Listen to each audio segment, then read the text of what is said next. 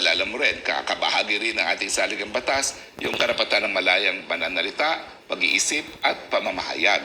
So kung sa tingin ng isang ordinaryong mamamayan na hindi na makatao, hindi na makabaya ng mga pulisiya na isang presidente, meron po tayong karapatan na pulaan siya. Kaya nga ang sinasabi natin, Mr. President PBBM, itong desisyon mo, nakalad ka rin kami sa gera, unang-una, hindi namin sigurado kung yan ay desisyon na ginawa mo nung ikay nasa tamang pag-iisip.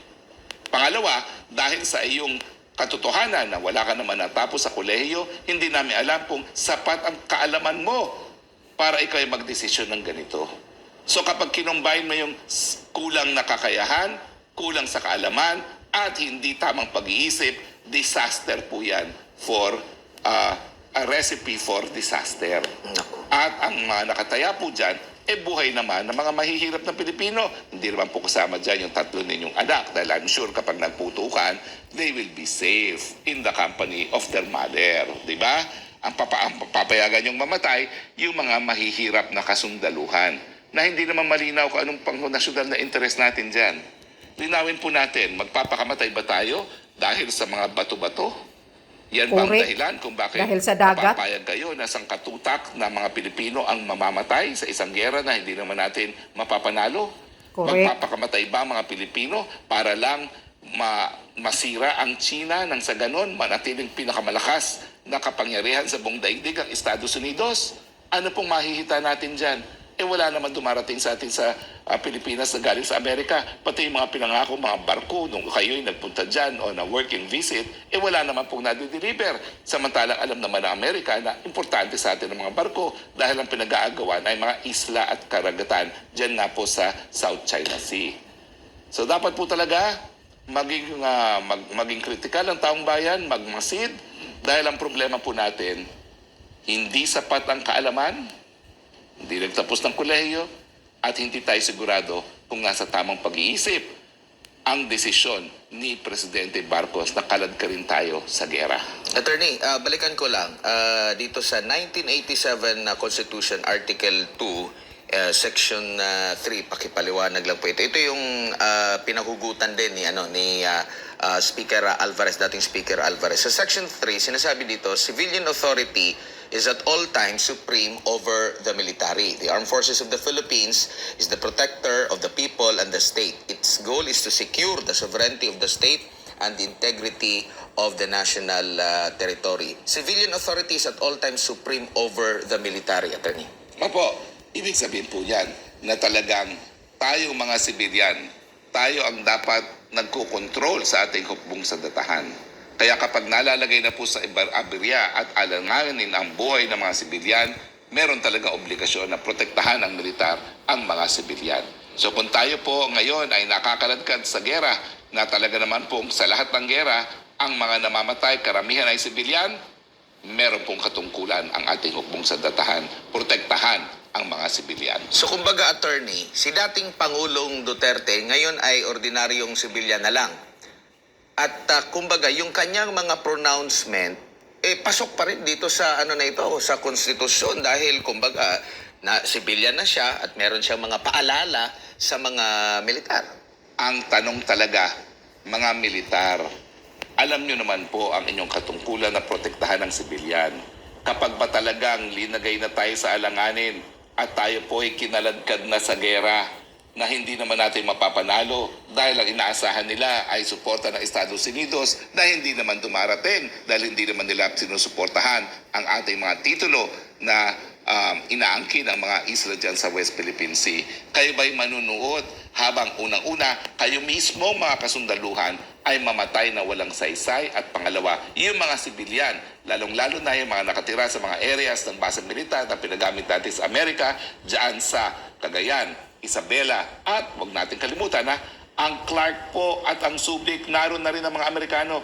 Pag nagpunta po kayo dyan sa Marriott at saka sa Hilton ng Clark, punong-puno po yan ng mga marinong Amerikano. Minsan nga, nagkausap kami ng isang marino, sabi niya, gustong-gusto nilang Pilipinas kasi dito lang sila naka-stay sa 5-star hotel bilang isang military base. Dahil wala na silang base militar dyan sa Clark at sa Subic, nakatira sila sa mga 5-star hotel, kaya gustong-gusto nilang pumunta rito. Saan ka nga naman nakakita? At alam mo ba, tayo na naman nagbabayad yan. Dyan, tigi-tigis silang room dyan sa Marriott at saka sa Hilton. Tingnan nyo, Marriott Hotel. Napakaganda. At kaya kapag kayo naglalais Hilton. magbakasyon dyan sa Marriott sa Hilton, mahirap pong kumuha ngayon ng room dyan dahil punong-puno po yan ng mga marino na Amerikano. Attorney, dagdag ko lang dito sa Article 2, Section 4 ng 1987 Constitution. Ayan. The prime duty of the government is to serve and protect the people. The government may call upon the people to defend the state, and in fulfillment thereof, all citizens may be required under conditions provided by law to render personal, military, or civil service. The prime duty of the government is to serve and to protect the people, attorney. Ang The government katungkulan ng may call gobyerno upon the people ay to manilbihan defend the at state. protektahan ng taong bayan. So sa akin tingin, sa akin pananaw, itong pagkaladkad natin sa gera na wala naman tayong interes, yan po ay labag sa interes, labag po sa obligasyon ng gobyerno na pagsilbihan ang taong bayan. Lalong-lalo na kung mapapatunayan na yung pagkiling ni PBBM sa Amerikano, yung pagkaladkad niya sa atin sa gera, ay dahil nais lang niyang mabawi ang kanilang mga ninakaw na yaman na Yun. ngayon ay nasa Amerika. Yun ang dahilan. Dahil iyan po ay issue. Hindi po inimbento ang nakaw na yaman na nakatago sa Amerika. Yes. Hanggang ngayon po, meron siyang civil contempt for $300 million dahil No. hindi nga niya sinasabi kung nasaan pa yung mga ari-ari nila sa Amerika. At itong biglang pagbalentong ni PBBM na doon sa kanyang binanggit bago siya manumpang bilang presidente na ang China ang pinaka-importante nating kaalyado at ngayon tinuturing na kaaway, napakahirap pong alisin sa isipan ng taong bayan na meron pong kinalaman yung kanyang nakaw na yaman sa Amerika at yung kanyang pagpibot at pagpabor ngayon sa Amerika. Tingin mo, attorney, ito yung dahilan, sabi mo nga, undergrad pala siya.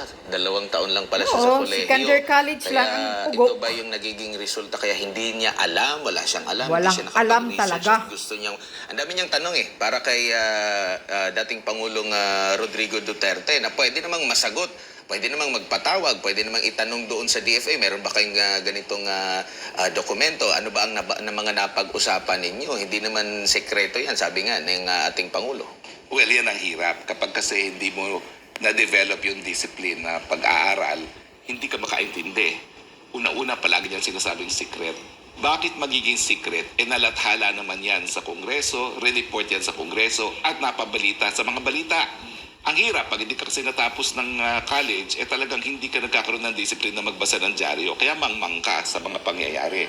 So tinatawag niyang secret kasi mangmang siya. Baka hindi nakabasa ng dyaryo nung panahon ng 2017. Dahil hindi ko maalam kung anong ginagawa niya noong 2017. Nagmumukmuk siya dahil di umano dinaya siya ni Leni Robredo. Yun ang ginagawa na noon. Pero So, baka, sa pagmumukmuk niya, hindi siya nagbabasa ng periodiko, hindi siya nagbabasa. Kaya sa kanya, secret. Pero yan po talaga ngayon ang pinagbabayaran natin. Importante po yung discipline na nakatapos sa kolehiyo.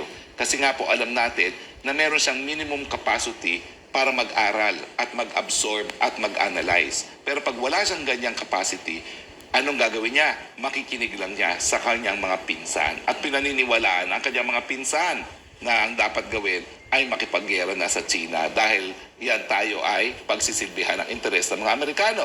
At ang sinasabi nila ay kapareho daw ang ating interes ng mga Amerikano na hindi naman po totoo. Meron pang issue ng pulburon.